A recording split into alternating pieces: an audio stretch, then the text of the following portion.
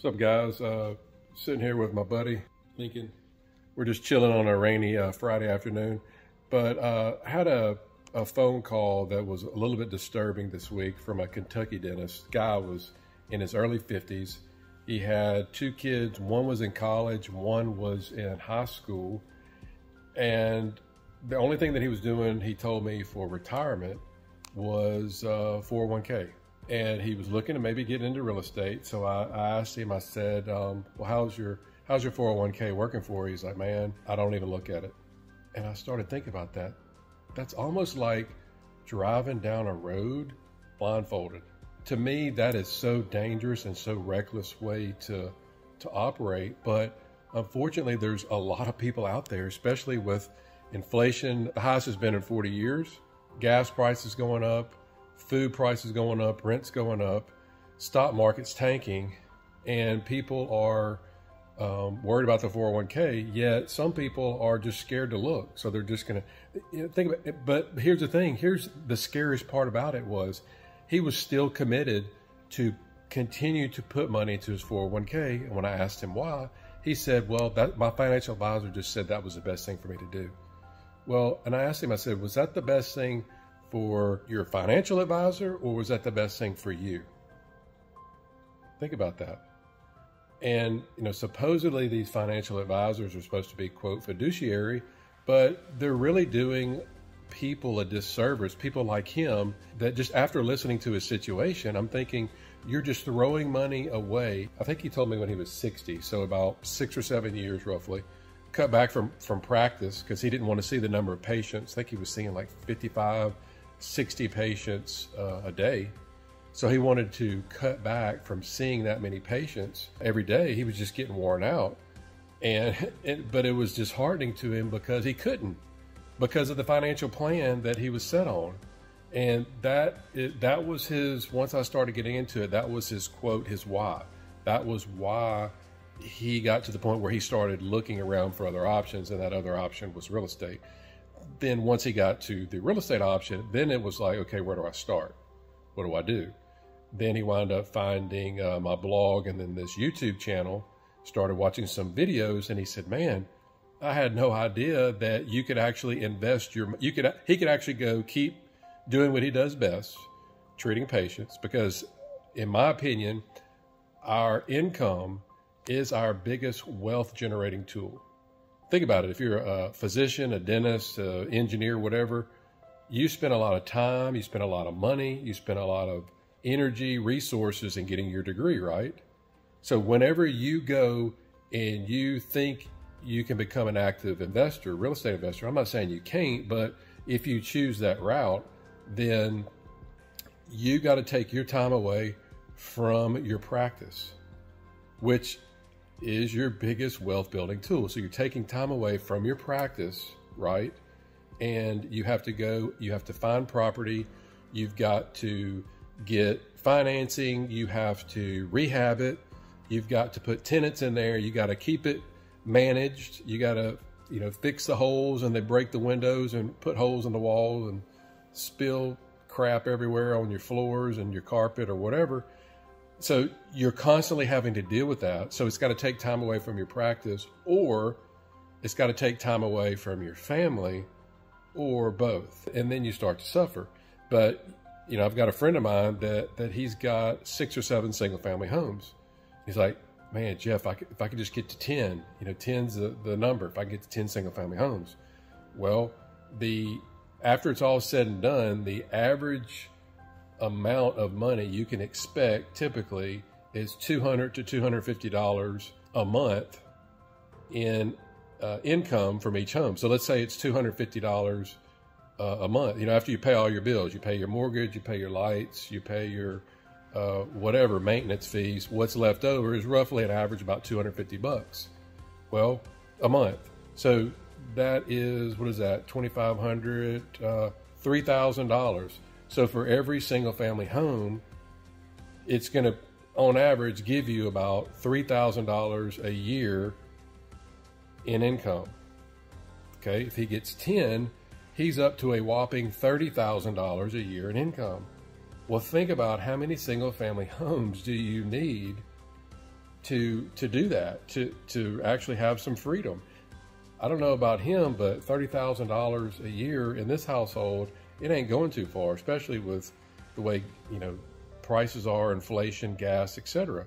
So he would, the back to the Kentucky dentist, he was just blown away that he could go and he could continue to make good money like he's doing, but instead of throwing it into his 401k and holding his eye, not watching it and watching it go down, he could put it in something that's going to appreciate. It's going to continue to go up in value. It may not go up in value as fast over the course of let's say a 5 or 10 year period. It may go up higher some years. It may not go up as high, but typically it's not just going to tank. So you're going to get the appreciation. You're going to get the renters to pay for your, the tenants are going to be paying the bills. They're going to be paying for the property. So you're using OPM, you're using other people's money. You're going to get the unbelievable tax benefits. And that's the thing. So let's say you've got $1 million in index funds. Okay. And then you've got $1 million in these passive real estate syndications. And this is what him and I were talking about. This is what we're building wealth with right now, passive income, replacing our active income.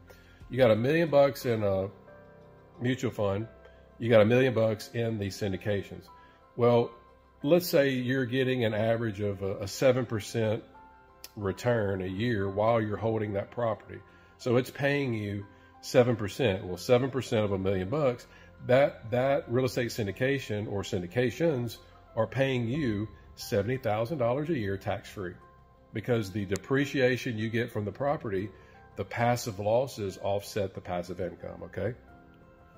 You take 7% from your $1 million in your mutual fund, which is, again, $70,000, you're going to have to pay capital gains tax on that. You're going to have to pay, depending on whatever it is at the time that you take it out, but right now, long-term capital gains is 20%. So you got to pay 20% on that, plus you're drawing down on the mutual fund. Plus, if you're taking it out today, your mutual fund ain't worth $1 million. It's going way down. On the flip side, on the real estate syndication, you take out the 70, it's tax-free because of the depreciation. And guess what the $1 million does? It keeps going up because property goes up. And the whole gist of it is you don't have to worry about running out of money. But if you buy into the accumulation model that these financial advisors want you always to, they say that's the only way that you can build wealth. You have to work your whole life. You're going to be a 401k millionaire, but let me tell you what, $1 million in a 401k ain't what it used to be. Because what are they telling you now? That you can only take out 4% of your 401k if you don't want to run out of money. You got $1 million in a 401k, you take out 4%, that's $40,000. Can you live on $40,000 a year? I don't think so. You better have a whole lot of money in there saved up versus having it in syndications. You don't need near the amount of money. It keeps going up. It appreciates in value. You get the tax benefits. You can replace your active income. We're replacing our practice's income. And then you've got something to pass down. Not only do you have something to pass down to your kids, but you can also start a conversation with them about how real estate works, how taxes works, how that sort of thing works.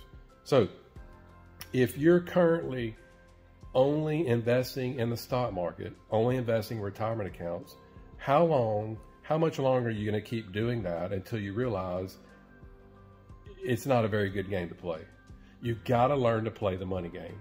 And that's why I am here trying to teach you. And I've put together an ebook. It's a passive income guide. It's a link below this video. And if you want to learn more about just getting started with passive income, if you want to learn how I got started, download the guide. Again, the link's below this video. I've got a specific example in there that shows you, it's got some real numbers in there that shows you about what the average person needs to become financially independent. And when you see how much less it is versus what your financial advisor tells you, you're going to be blown away. And once you realize that you need much less to become financially independent, well, then that gives you options. You don't have to worry about, oh, work until I'm 70. I hope I'll be healthy enough when I get to be 70 that I can go travel. Well, what about traveling and being financially independent when you're 40 or 45? It can be done, trust me. So download the guide if you want to learn more about what I'm personally investing in. You're an accredited investor. Accredited investor means if you're single, you make $200,000 a year or more. You've done that for the past 2 years. If you make $300,000 a year, married filing jointly, if you've done that for the past 2 years, so that's the income part of being accredited. So you make 200 single, you make 300 married, or you have a net worth of $1 million or more, not including your personal home, you're considered accredited.